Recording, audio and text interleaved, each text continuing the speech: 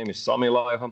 I am a Microsoft MVP in the Windows operating system since 2011 and a security MVP since 2024. A long time ago started as an attendee for the Tech Mentor conferences and then became a speaker in Live 360 and Tech Mentor. And now I have been the co-chair for both the Tech Mentor conferences and cybersecurity live conference since 2017.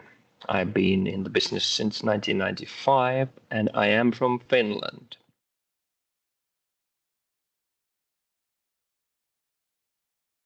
Well, mostly I am gonna talk about security concepts. So I try to get people to understand why the security is not a disabler, but an enabler. And I love seeing people's faces and their kind of a light bulb going on top of their head when they realize that these are actually not something that will make your life miserable, but can actually be a positive enabler for everyone. So mostly concentrating on different kinds of concepts rather than products.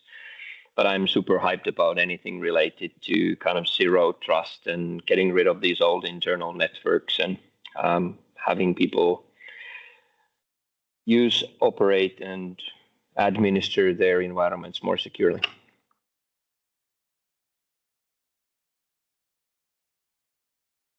Well, I think our current world is filled with sales pitch level, not that technical conferences, first of all. So we got bigger conferences with a lot more people, less intimate, more about promiseware. So what I aim to do is keep our attendees catered with a kind of a layout of both concept level sessions that will speak about what the future is bringing, but also I want them to be able to actually go back from the conference back to work and start deploying what we're teaching instead of getting to know what might be possible in the next 6 months. I think both share an important role in people's lives. It's not that, but I am always, since I started going in conferences myself, I got a little bit fed up with the things that potentially might work. I do believe that I can watch those as videos. If someone tells me what is potentially possible, I see the benefit of also pleasing both myself, but also usually my employer, who many times is paying for the conference. I want to also have them getting the feeling that this is something that they should be sending them people because they can actually use it in current environments.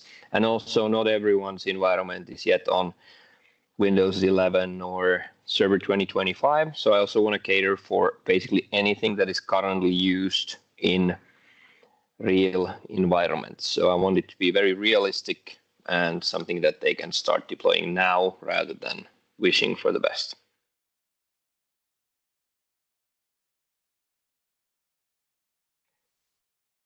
Faster updates is something that I believe everyone just has to accept. So we are seeing a trend where from a emerging 0-day threat, there might only be honestly a matter of some hours that the enemy starts to use those to gain entries into companies. So I think that most people would be very scared of updating very fast, but I do believe that nowadays I usually look at it from the risk side, and I tend to ask my customers whether you should, which one would you like? Would you rather have a potentially 2-hour business impact, which you are in control of, which you decide when it happens, which you have recovery procedures planned? Or would you rather have a 3-month downtime controlled by a third party happening on maybe Christmas Day out of office hours? So I think everyone should understand that today the risk for a very big security incident is so big that we are better off just taking the risk of sometimes having a little bit buggy updates than waiting for weeks to install them. So I'm going to talk about how rapidly environments now get breached.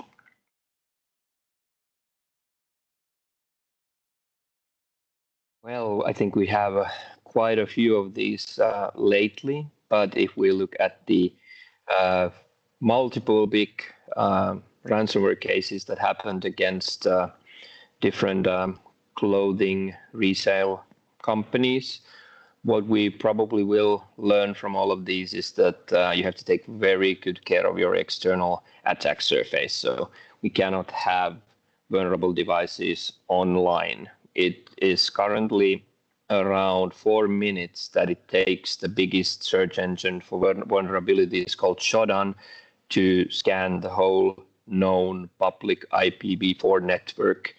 So basically, if you have a vulnerable old, let's say, Exchange server, SharePoint, something like that online, and in a matter of 4 minutes, bad guys will know about it, and you're kind of calling for trouble. So I think that based on the attacks lately, attack surface reduction and attack surface monitoring is going to be even more critical than ever before.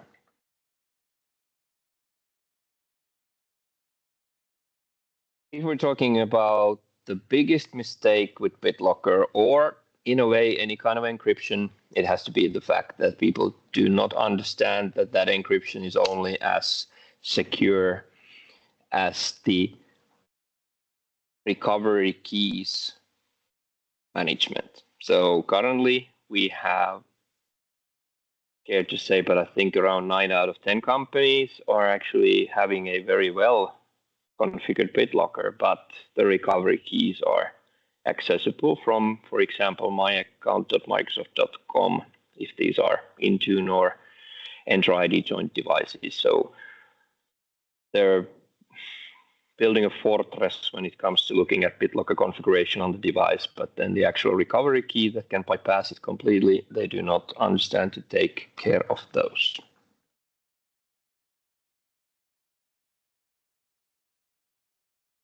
I think the missing of directory tiering, whether it's Entra ID or on-prem ID, it really goes back to just how Windows was built. We have to understand that the Windows domain model is from 1993. And that was the time when everything was built by the assumption that you either have full access to a local computer or you have full access to all computers. So there was only two. So we've only later realized that that cannot be the case. So we cannot be logging into any kind of a device with the most critical accounts, and also we cannot let the accounts wipe out the whole company. But in a way, I think it's just historical reasons that is overlooked. So people will have to start to obey two things. The other one is the Active Directory tiering, for example, which means that logging in with a certain account will only compromise a single tier out of 3 or more. And the other one is that they cannot use these full-powered domain admin accounts from a computer, which is at the same time basically logging into Facebook. So we have to divide computers into these highly powerful privileged access workstations and 2 normal endpoints.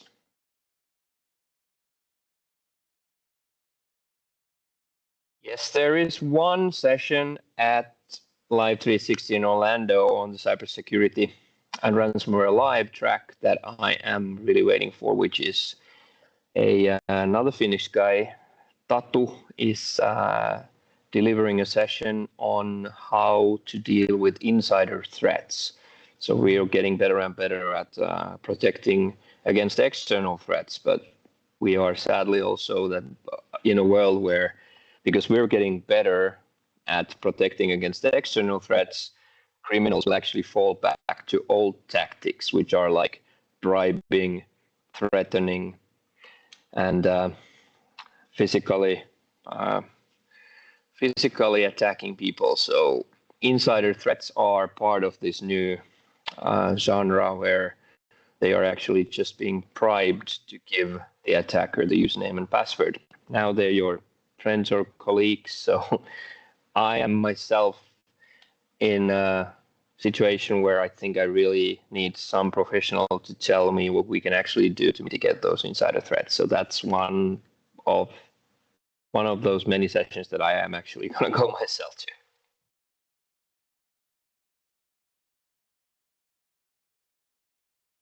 Well, this is a thing that most people sometimes miss, which is the fact that I learn a lot from these sessions, even if I'm delivering the session, because people might think that they get tips from me. They come to a session and hear tips on me about Windows or Windows security, but I hear people from tens or hundreds of different companies on how they thought about something. So I learn all the time myself. This is like a treasure chest for a speaker to learn from the audience. So that's, of course, one way of looking at it. And then, like someone here at the Microsoft campus currently, someone here just said that it is the talks, what you have with your peers when you're moving from a session to another, are at least as valuable as the actual sessions themselves, because we live in a world where there's absolutely there's no possible way that you could know everything. So I always say that your most important skill nowadays is networking. So you can't know everything, so you have to get to know people who know things that you don't. So this is absolutely something that you can't do basically any other way than face to face with dedicated time for networking. So as I said, it's just a treasure chest of information for me.